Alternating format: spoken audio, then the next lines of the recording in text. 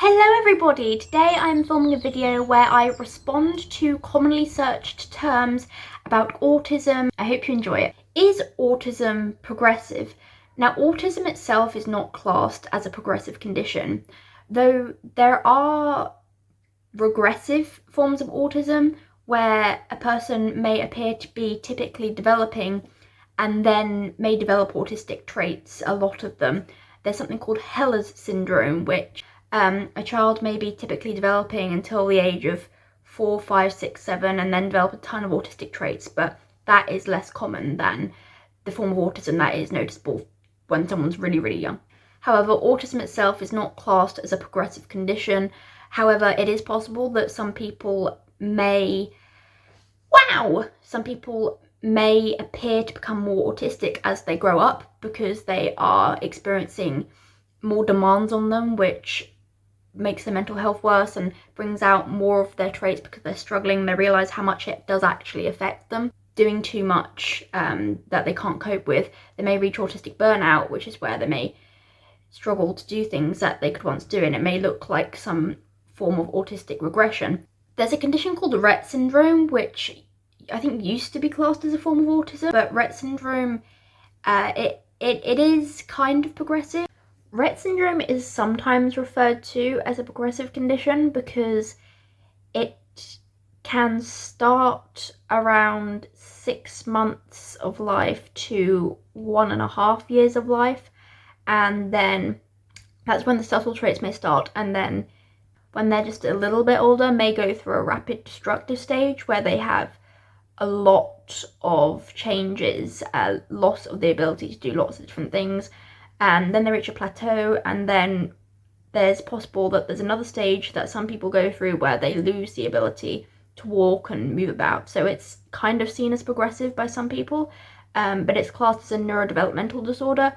It used to be classed as a part of the autism spectrum, but it was removed from the DSM-5, so it's no longer classed as a form of autism. But autism itself isn't progressive. However, I must say, if an autistic person suddenly develops more meltdowns, repetitive behaviours, severe anxiety, food restriction, more sensory issues, then rule out PANS and PANDAS. Is autism permanent?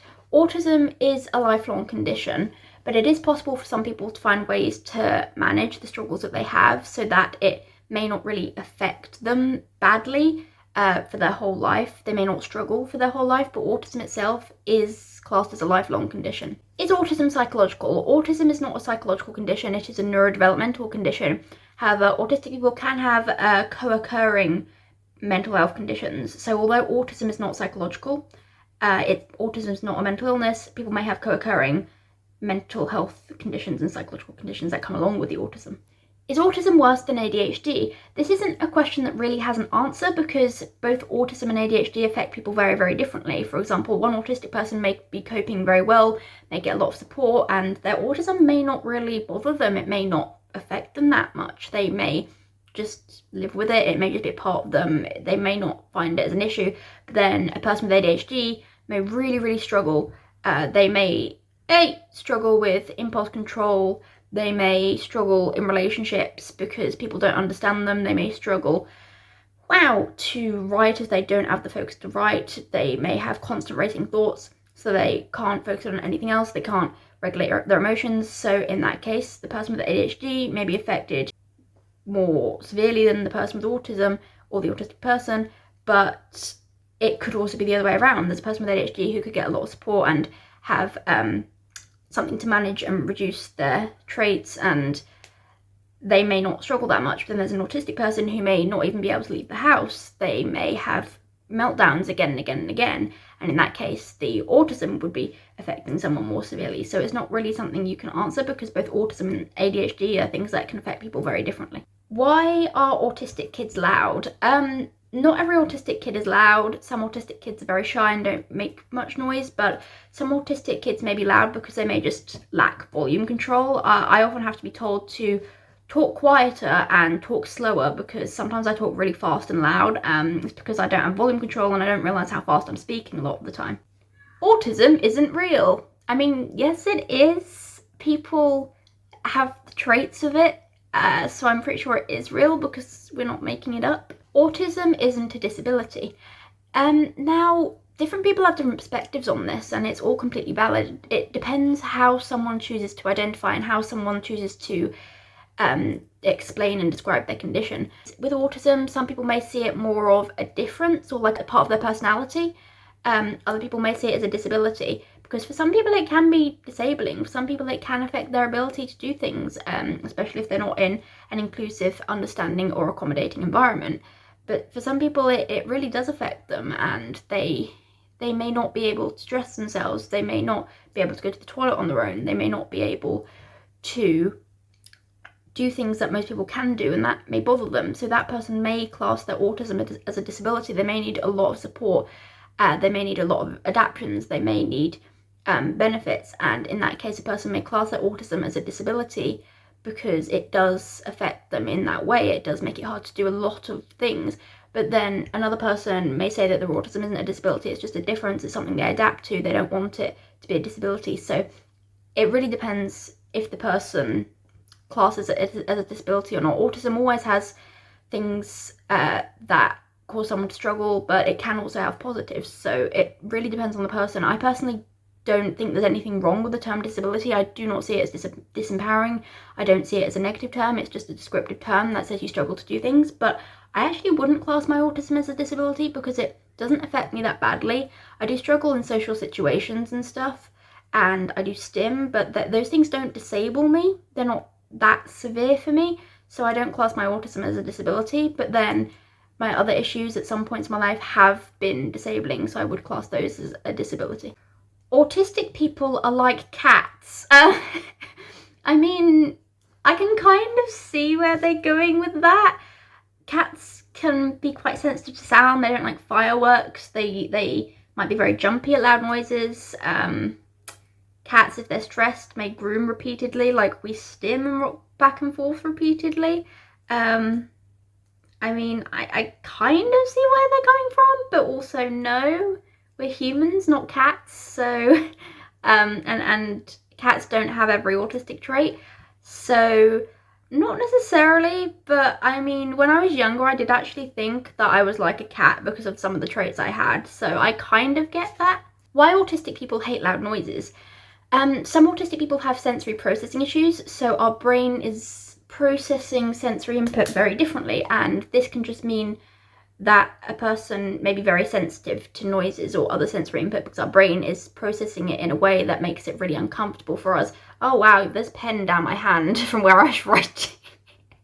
It's all good, I washed it off now. Why autistic people love trains? Not every autistic person loves trains. I don't like trains. But some people may just like trains if it's their special interest. Autistic people often have very strong interests and passions, and an autistic person may love to learn everything about that passion and may want to share it with others. And potentially people might love trains because there's a lot to learn about them, and they are something that, you can categorize the information, types of trains, train stations, things like that. So that may be why it's something that a person can categorize, learn different parts of the topic, and it may just make sense to them. It may be some people's special interest, but not every autistic person likes trains. I do not like trains. However, I did love schools. That sounds really strange, but I would read through school databases and look at the schools in the area and imagine the schools and design school uniforms and design school buildings, and that's also something you can categorize. So it's not necessarily trains for everyone, but I feel like some people do like to have special interests in things that they categorize, but we don't actually choose our special interests. Why autistic people don't date? I mean, autistic people do date. Some autistic people do. It just depends on what the person wants to do. You don't have to date, but a lot of autistic people do. A lot of autistic people date and are in relationships. So yeah, we do. Some people may just not want to though. Maybe they've had bad experiences in the past. Maybe they feel like they may be misunderstood. Maybe they're just not interested in having a relationship. Maybe they don't really know the social expectations of being on a date or what to do on a date. So there are reasons why certain autistic people may not date, but there are many autistic people who do.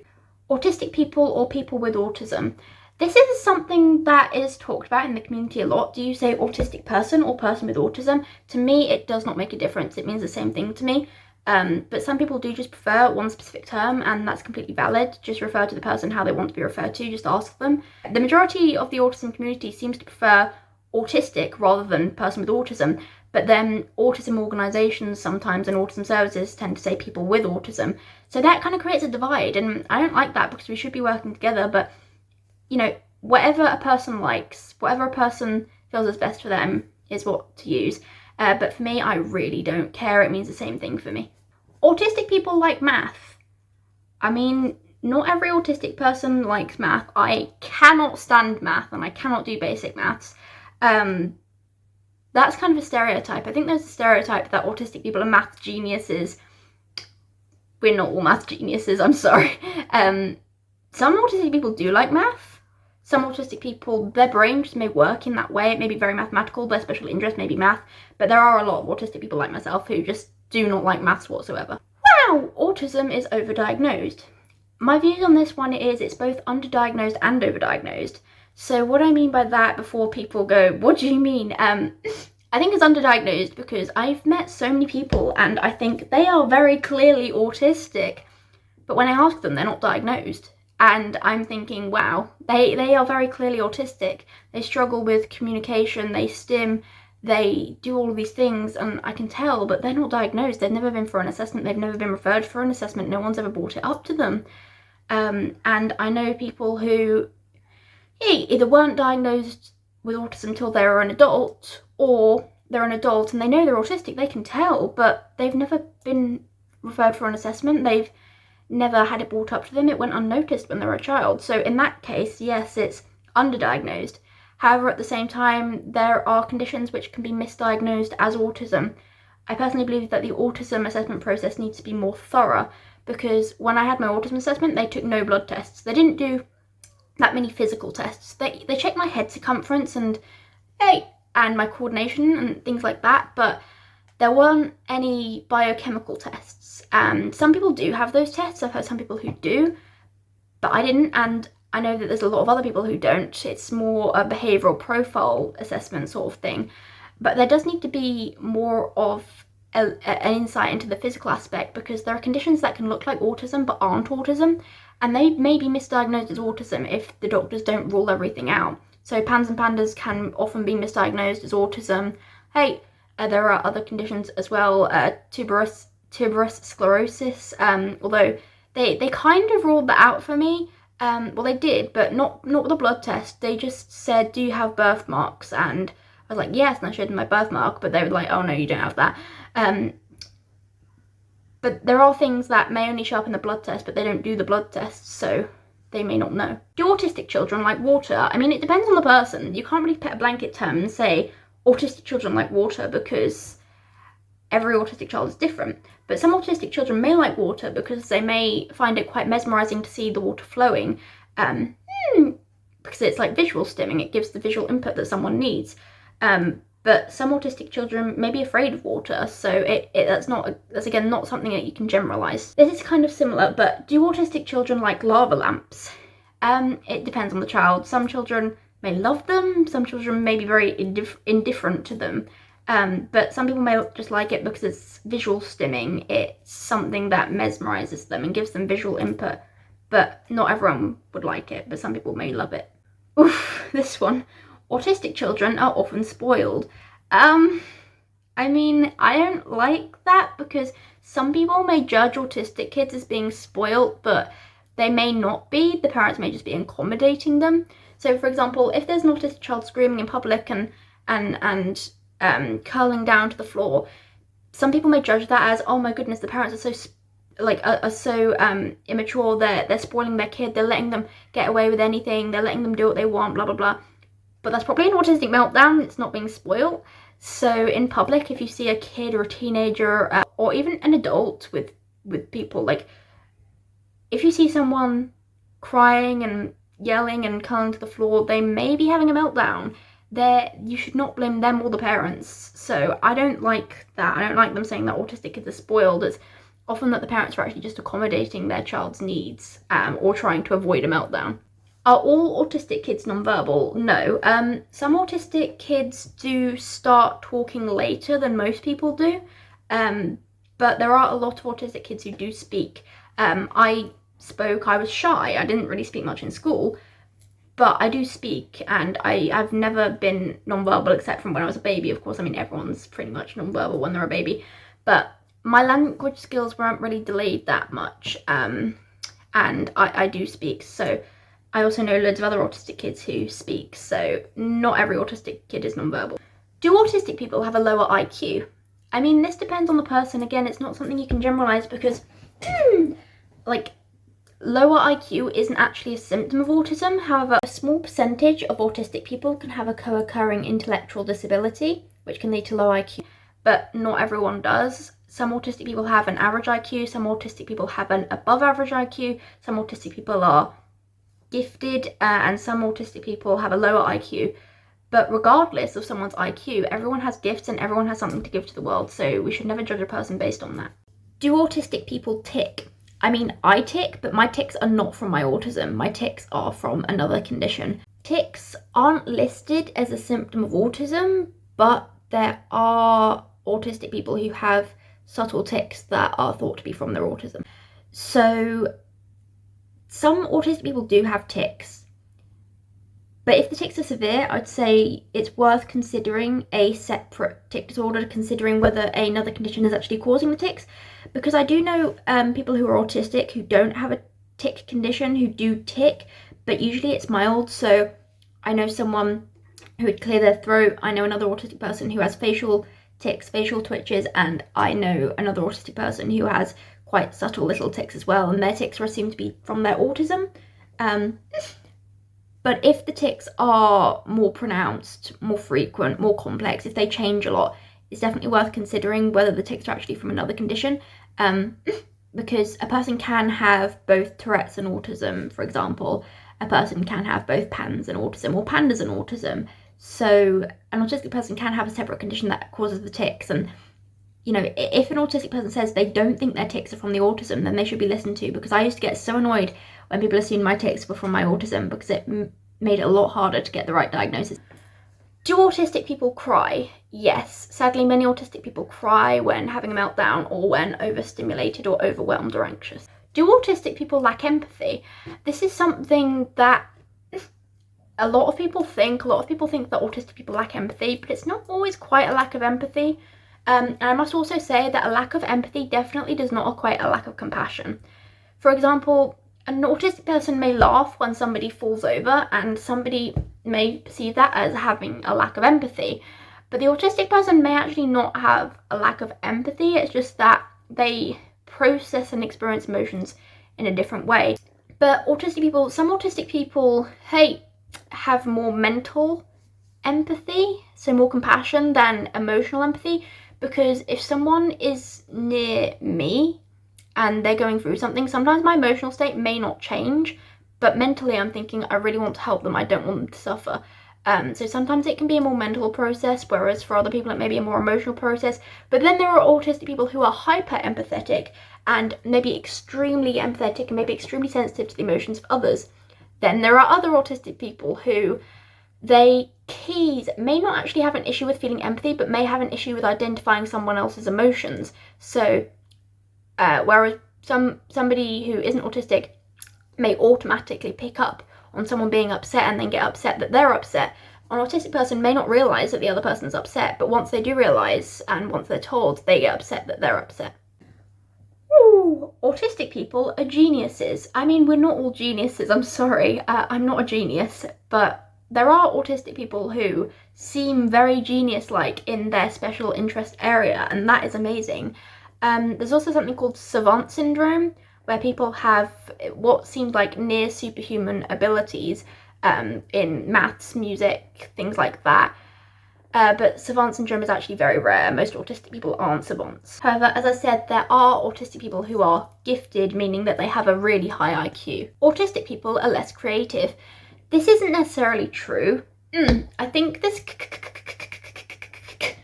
comes under the idea of autistic people like science and maths, and some autistic people do love science and maths, but at the same time there are autistic people who are really creative and love drawing, love painting. I swear there was a book once called Iris about a girl who's autistic who does paintings and stuff. But yeah, there are autistic artists, there are autistic people who create music and are extremely creative. So again, that's not something that you can use as a blanket term. You can't say autistic people aren't creative, because there are so many creative autistic people out there. Autistic people saying vegetables. Vegetables. Autism isn't a spectrum. Well, autism is actually called autism spectrum disorder, or autism spectrum condition, as some in the community prefer to refer to it as.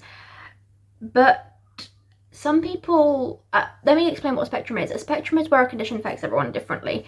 And a spectrum is where some people may have very different symptoms. It's just something that is very individualized. And some people may be affected in a way that's subtle, other people may be affected in a way that it's very clear that someone has it.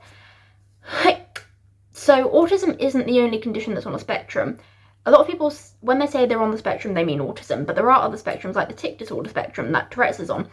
But when people say autism isn't a spectrum, I think they mean that they only want the people with very noticeable autism who are nonverbal. I think they mean they only want those people to be diagnosed. I've seen that before, and it's quite invalidating to people whose autism is more subtle, because those whose autism is more subtle, yes, it affects us in a very different way to the autistic people who their condition is more clear. Because, for example, I can speak and I can now do daily tasks. I couldn't when I was younger, but that's because of another condition. So I kind of see why people think that, but it's quite invalidating, because although it affects everyone differently, those of us who can still perform daily tasks and can still speak, we do still struggle. We may struggle in less obvious ways. So rather than struggling to speak, we may be able to speak, but we may struggle to communicate in a way that we don't come off as offensive, because we may not understand how the things we say are coming off to others, and we may not be able to pick up on social cues, and we may struggle to understand what people really mean. We may take things very literally. We may not laugh at things that are funny or jokes. Like if someone says a joke to me, I often don't laugh because I don't understand it. I don't understand why it's funny. And if we weren't diagnosed with autism, then we wouldn't have a way to explain that to people. People will just think we're being like a really horrible person, that we're really stuck up or stuff like that, but we're actually just autistic. So I think everyone who's autistic should be diagnosed, regardless of how noticeable it is or not, because it's still a struggle, and we do still need a way to explain it to others so people don't think we're rude or stuck up, because we never actually mean to be like that. It's sometimes that's just how we come off, even though we don't want to.